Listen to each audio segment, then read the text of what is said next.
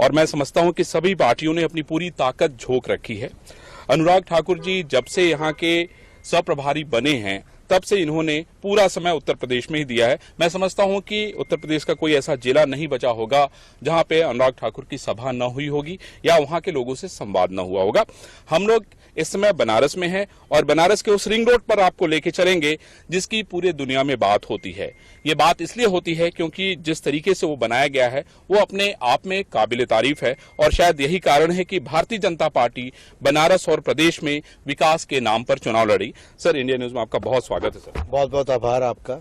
और शायद हम लोग की जो यात्रा शुरू हो रही है वो रिंग रोड से शुरू हो रही है और रिंग रोड पे मैं भी और जिस तरह से भारतीय जनता पार्टी बात कर रही है कि भाई हम जो है परिवारवाद में यकीन नहीं करते, हम माफियावाद में यकीन नहीं करते और हम लोगों को बरगराने में यकीन नहीं करते। मुझे लगता है कि ये जो रिंग रोड है ये उसकी एक वानगी है। कहीं ना कहीं मैं कहूंगा कि राजनीतिक दल अलग अलग वायदे घोषणाएं चुनावों के दौरान करते हैं, सत्ता में आते हैं तो उनमें से पूरे कितने कर पाते हैं जी।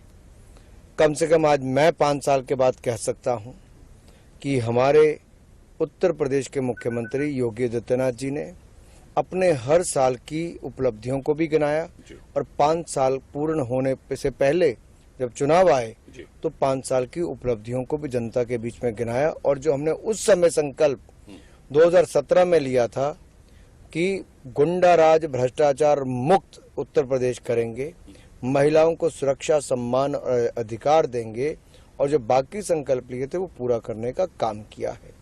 रोजगार 70 लाख देने की बात की थी स्वरोजगार की, तो ये रोजगार स्वरोजगार 70 लाख की बजाय 3 करोड़ तक देने का काम किया है और बगैर भय भ्रष्टाचार और भाई भतीजावाद के रोजगार देने का काम किया है।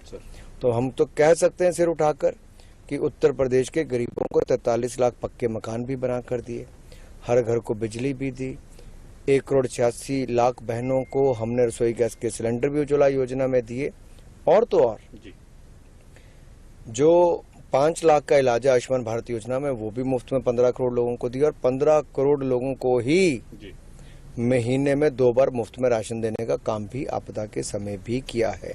और अब हर घर को नल से स्वच्छ जल देने का काम करेंगे। यहाँ तक कि मैं आपको कहना चाहता हूँ कि जहाँ 15 मेडिकल कॉलेज थे 2017 से पहले बढ़ाकर 59 मेडिकल कॉलेज कर दिए हैं। 21,000 किलोमीटर सड़कों का निर्माण किया, केवल 1 एक्सप्रेसवे था, 5 एक्सप्रेसवे बनाने का काम किया है और मेट्रो अब 9 शहरों तक चलनी शुरू होगी। इसके अलावा अगर 2 अंतर्राष्ट्रीय एयरपोर्ट थे तो 5 अंतर्राष्ट्रीय एयरपोर्ट करने का काम भी हम किया है। ये सारी बातें जो हैं, चाहे काशी विश्वनाथ धाम बनाने की बात हो या विंध्यवासिनी धाम को हम बना रहे हैं, अयोध्या में भव्य राम मंदिर बन रहा है, कुशीनगर का हवाई अड्डा बना है, ये सारी की सारी कड़ियां जोड़ती हैं कि हमने विकास किया है, लोकल डेवलपमेंट की है, फ्लाईओवर सड़कों से लेकर बाकी सुविधाओं को देने का काम किया है। अब इनसे पर्यटन को ही बढ़ावा मिलेगा। कुछ लोग धर्म से जोड़कर देखते हैं, हम लोग सांस्कृतिक धरोहर को बचाने का और संवारने का और सौंदर्यीकरण करने का काम कर रहे हैं और उसी के माध्यम से रोजगार स्वरोजगार के अवसर भी पैदा कर रहे हैं। जी, एक बयान में आपका देख रहा था, डिम्पल यादव ने एक बयान दिया, भगवा को उन्होंने मोर्चे के साथ उसकी तुलनात्मक जो है तुलना की और इत्तेफाक से उस सभा में मैं था, सिराथू में उनकी सभा थी, जया बच्चन भी थी उसमें, तो उन्होंने कहा कि जो मोर्चा लग जाता है, यानी बाबा जी किस रंग के कपड़े पहनते हैं तो बहुत देर तक तो वो सोचती रही, उनको समझ भी नहीं आया। फिर उन्होंने कहा कि जो जैसा लोहे में मोर्चा लगता है ना उस रंग का, और उसको उन्होंने भगवा कहा। तो ये जो इस तरह की जो बातें आती हैं या आ रही हैं वो राजनीति को किस तरफ लेके जा रही है? जो लोग सिंदूर, बिंदी, चूड़ी सबका तिरस्कार और अपमान करते हैं वो भगवे का अपमान करने से भी पीछे नहीं रहे। और दुर्भाग्य ये है वो भगवे की शान को समझते नहीं है। भगवा जो है तिरंगे की शान है, भगवा सूर्योदय का रंग है, भगवा स्वामी विवेकानंद के वस्त्र का रंग है, भगवा महाराणा प्रताप और शिवाजी महाराज के झंडे का रंग है, भगवा। मैं भगवाधारी हूं और हम सब भगवाधारी हैं। तो ये जो और ये इनको महंगा पड़ेगा। ये बौखला गए हैं अपनी करहल की हार को देखकर, इसलिए इस तरह की बयानबाजी पर आए हैं। अनुराग जी, हम लोग रिंग रोड पे आ गए हैं। ये शानदार रिंग रोड है।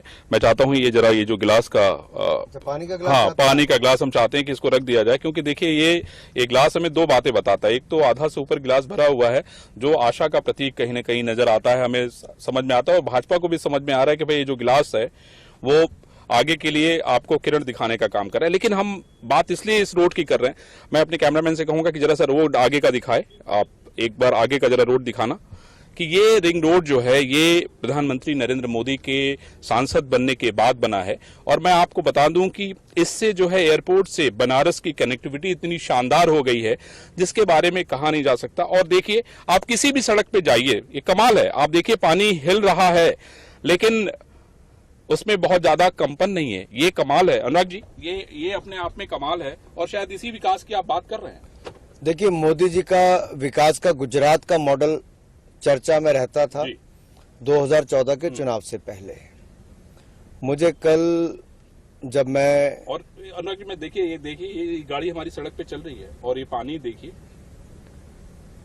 ये वाकई ये कमाल की बात है। ये स्थिरता भी है, और मैं कहना चाहता हूँ स्टेबिलिटी जो है, और सड़क का जो काम हुआ है क्वालिटी का, गुणात्मक भी हुआ है। तो इसका लाभ क्या मिलता है? लाभ यही मिलता है कि आप मान लीजिए पानी का गिलास हमने उठाया जी, हमने पिया, अब बाकी सड़कों पे आपको पी के खाली करके रखना पड़ता है।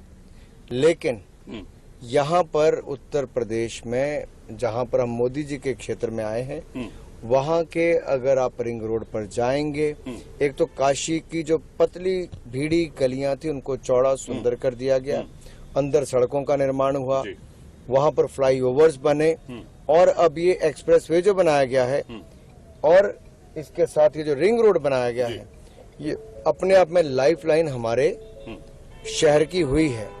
और मैं आपको कहना चाहता हूँ इससे बहुत बड़ा लाभ हुआ है, क्योंकि जो संख्या है काशी विश्वनाथ को देखने की, धाम को देखने की, बाबा के दर्शन करने की, बहुत बड़ी है जी, और ये बढ़ गया है बहुत जी। अनुराग जी, पानी पियेंगे तो नहीं? मैं रख देता हूं। नहीं, एकदम रख दीजिए। मैं समझता हूँ कि ये एकदम इतना गाड़ी इतनी तेज चलने के बाद भी अगर एक गिलास में पानी जिस तरीके से हिलना चाहिए नहीं हिल रहा है, तो इससे यही बताता है कि भाई क्या विश्वास है और किस विश्वास के साथ, किस नजर के साथ ये सड़क बनाई है।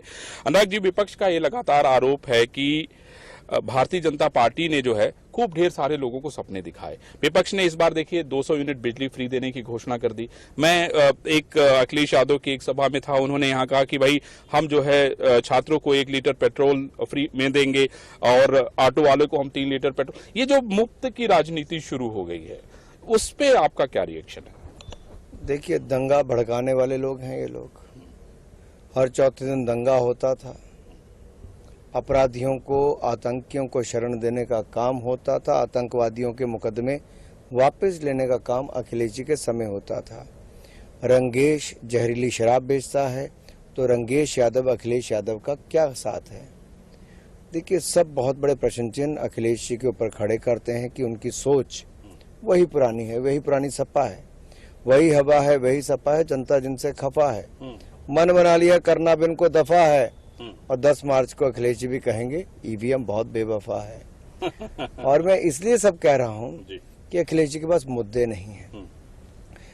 एक और योगी जी, मोदी जी ने 43 लाख पक्के मकान बनाए, 1.5 करोड़ बिजली के कनेक्शन दिए, उज्ज्वला सिलेंडर, मैंने आपको सब बताया, उस तरह से करके दिया। काशी में आप देखिए, टाटा कैंसर अस्पताल से साथ साथ क्रूज की बात कर लें, सड़कों के चौड़ीकरण की बात कर लें, शिक्षण संस्थान की बात करें, ढेरों काम यहाँ पर आसपास किए हैं।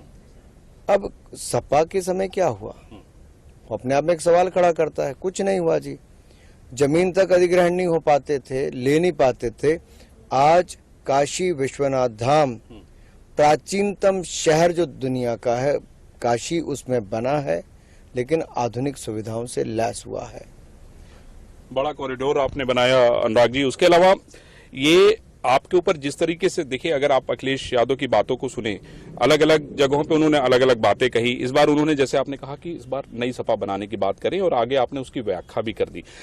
लेकिन अनुराग जी, उनका ये भी कहना है कि इस बार जो उनका गठबंधन है, वो कह रहे हैं कि पूर्वांचल में हमारा गठबंधन बड़ी ताकत के साथ लड़ रहा है और हम लोग जो है इस बार पटकनी देने का काम करेंगे। आपको क्या लगता है कि जो गठबंधन है कितना कारगर होगा? अगर गठबंधन इतना ही कारगर था तो 2019 में क्यों नहीं जीते? इससे ज्यादा दल थे। और 2022 में भी आखिरकार स्वामी प्रसाद मौर्य जी को नौटंकी क्यों करनी पड़ती है और फिर सीट क्यों बदलनी पड़ती है? अखिलेश जी को करहल से क्यों चुनाव लड़ना पड़ता है? और फिर नेताजी को क्यों याद करना पड़ता है? 5 साल तो पिता को याद नहीं किया और पिता ने भी अनमौके पर पुत्र का नाम नहीं लिया। तो आप ये कहना चाहते हैं कि ये सारी चीजें मिली भगत है, मतलब हार के डर से अखिलेश यादव करहल चुनाव लड़ रहे हैं?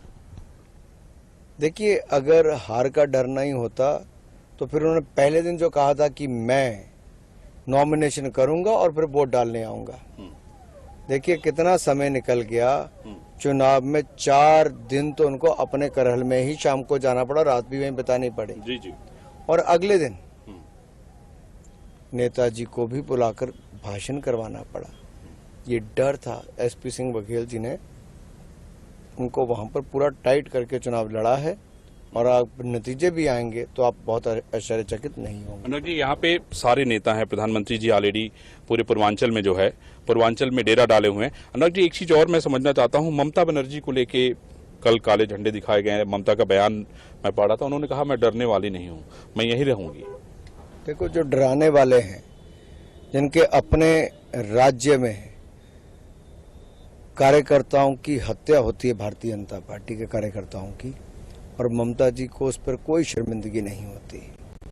भ्रष्टाचार में डूबी टीएमसी की वो मुखिया के रूप में आती हैं, नंदीग्राम से चुनाव हार जाती हैं और यहाँ पर बाबा के नंदी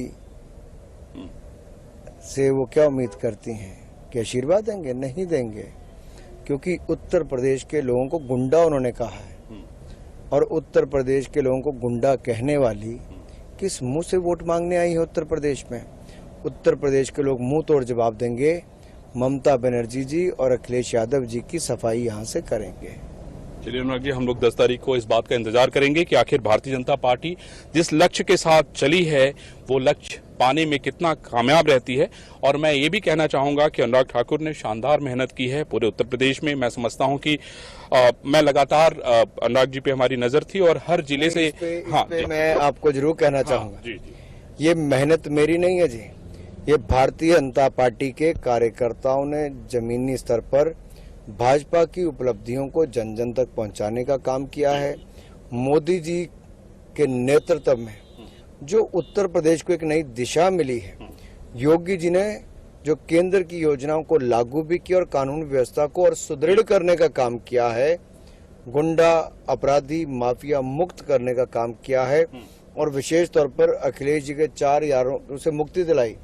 अखिलेश के 4 यार आतंकी, गुंडा, माफिया और भ्रष्टाचार, इन चारों से मुक्ति दिलाई। और आप देखिए, आपने कहा था गाड़ी चल रही है, पानी का गिलास पड़ा है, वैसे ही पड़ा है और तेजी से गाड़ी चल रही है, फ्लाईओवर पे भी चल रही है जी। तो ये अपने गति और उधर का है, उस पे भी चल रही है। हाँ, ये तो भी स्पीड ब्रेकर थे उसके ऊपर भी, उसके बावजूद भी जी।